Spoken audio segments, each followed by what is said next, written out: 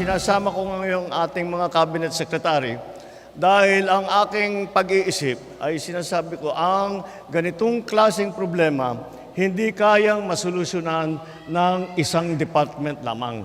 Kailangan magtulong-tulungan ang mga departamento. Kaya nandito po ang ating mga cabinet secretary sa DPWH, kailan tayo, ni Secretary Manny Bunuan, andyan ang Secretary Sani Angara, Secretary Rex Gatchalian.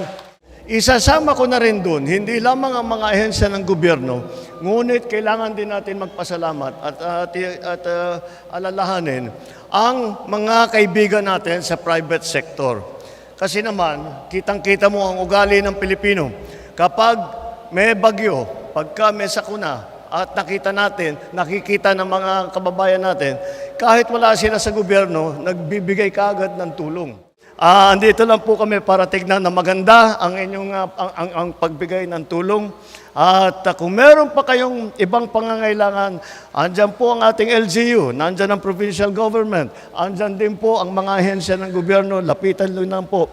At lahat ng maaari namin gawin ay gagawin namin para yung tulong na hinihingi ninyo sa national government, yung tulong na hinihingi ninyo para maging maayos na ang inyong pamumuhay, gagawin po natin lahat yan.